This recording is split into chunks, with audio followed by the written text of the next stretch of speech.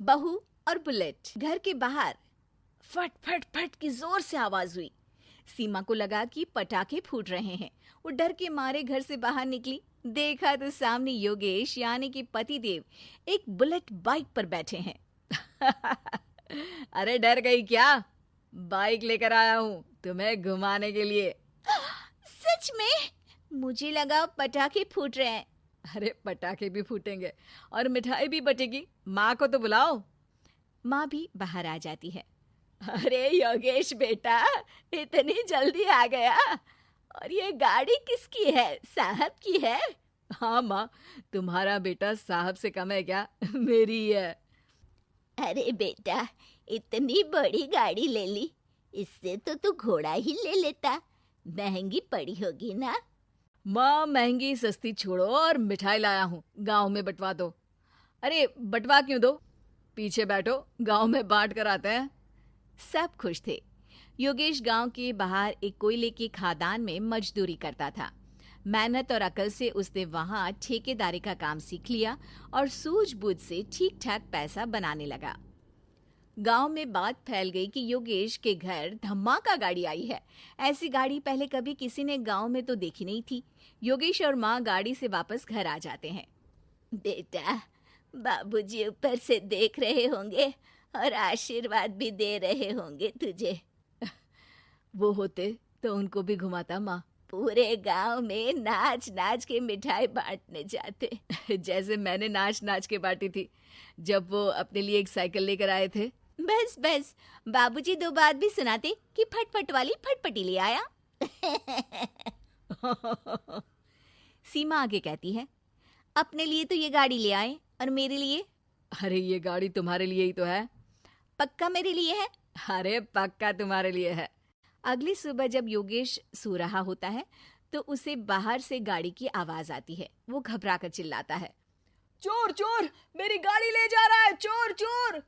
माँ भी जागती है और योगेश के साथ दरवाजे की तरफ भागती है। जैसे ही दोनों बाहर निकलते हैं तो देखते हैं कि सीमा गाड़ी चला रही है। अरे बहू, नाक कटवाओगी क्या? ये क्या कर रही हो? अरे गिर जाओगी, ये क्या कर रही हो तुम? सीमा गाड़ी को रोक कर कहती है, सारे गांव में घुमा लाई, कहीं नहीं गिरी। क्या? सारे गांव में घुमा लाई? अरे लोग क्या कहेंगे बहू? सोचा क्या एक बार? यही कहेंगे कि कितनी अच्छी गाड़ी है। अरे तुम्हारे बारे में। हाँ कहेंगे ना कि देखो कितनी अच्छी गाड़ी पर बैठी है। बहू गाड़ी रखकर योगेश और सासू माँ के पास जाती है। तुमने कब गाड़ी चलाना सीखा? हमारे बाबूजी के पास पुरानी स्कूटर थी, सीख ली। फिर स्कूल में एक मास्टर जी भी ऐसी ही गाड़ी लेकर आते थे, उन्होंने सिखा दी। हाँ हाँ, स्कूल के मास्टर आजकल यही सब तो सिखा रहे हैं। पढ़ाई का कुछ सिखाते तो कुछ भला होता। अरे बहू, अब गाड़ी मत चलाना। हमारे परिवार में कभी किसी औरत ने पीछे से आगे की सीट पे आने की हिम्मत नहीं की है। तुम भी मत करना, समझी? जी समझ गई माँ जी। सीमा सास की बात सुनकर चुपचाप रसोई में जाकर उदास होकर खाना पकाने लगती है। सास सुबह सुबह मंदिर से पूजा करके लौट रही होती है। तभी उसे दो औरतें रोक लेती हैं और कहती हैं, अरे बहू को थोड़े अच्छे लक्षण भी सिखा दो। गाड़ी चलाने निकली थी, गांव की मर्यादा का कोई ख्याल नहीं है। वही तो। अरे पैसे आने लगे हैं तो क्या मतलब कि किसी रीति रिवाज को नहीं मानोगे? अरे समाज में रहना है तो समाज के ढंग से ही रहना पड़ता है। अरे लाज भी नहीं आई बहू को? चूल्हे चौके से निकलकर सीधे गाड़ी लेकर चौराहे चबूतरे नाप लिए, फट फट फट करते हुए। अरे कुछ कह देना उसे। अरे ये क्या कहेगी? बूढ़ी सास है, इनकी थोड़ी ना चलती होगी घर में। हाँ, बहू की ही चलती होगी, मर्जी भी और गाड़ी भी। सास सब सुनकर घर आती है और बहू को चिल्ला के बुलाती है, अरे नाक कटवा दी सबके सामने गाड़ी चलाकर। औरत जात गाड़ी नहीं चलाती। शहरों में तो 4 पहियों वाली गाड़ी भी चलाती हैं और हेलीकॉप्टर, हवाई जहाज भी।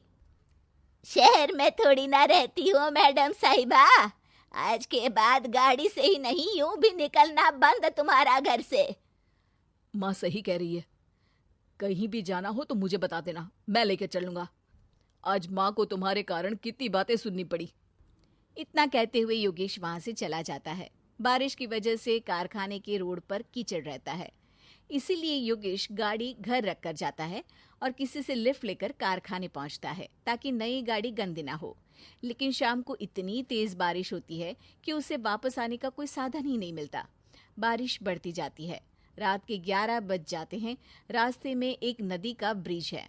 अगर उस पर पानी आ गया तो योगेश कारखाने में ही फंस जाएगा। पूरी रात भूखे प्यासे बितानी पड़ेगी। घना अंधेरा, बिजली की कड़कड़ाहट और तेज बारिश। राजेश डर भी रहा था, ठंड से कांप भी रहा था। तभी उसे रोड से आती हुई एक रोशनी दिखती है। वो देखता है कि उसके सामने एक बाइक आकर खड़ी हुई है। वो ऊपर वाले को धन्यवाद देकर उस बाइक वाले आदमी की तरफ बढ़ता है, पर पास जाकर देखता है तो भौचक्का रह जाता है। सीमा, तुम यहाँ इतनी बारिश में गाड़ी पर? पहले बैठो तो, नदी ब्रिज पे आ जाएगी तो जाना मुश्किल हो जाएगा। योगेश गाड़ी के पीछे बैठता है। सीमा गाड़ी चला रही है। मैंने तो तुमको पहचाना ही नहीं। गाड़ी की आवाज तो पहचानी होगी ना। अरे पर मुझे नहीं पता था कि तुम आओगी। अच्छा किया कि तुम आ गई। माँ नहीं आने दे रही थी, पर हमेशा पति पत्नी की रक्षा थोड़ी ना करेगा, पत्नी को भी तो करनी चाहिए। योगेश को सुबह अपने किए पर पछतावा होता है। उसकी आंख में आंसू आ गए जो बारिश की बूंदों में बह गए थे। उसके बाद सीमा को सास ने और योगेश ने खुशी खुशी समाज की सीमा लांघने की मंजूरी दे दी। अब वो जहां भी जाती फट फट फट गाड़ी पे ही जाती।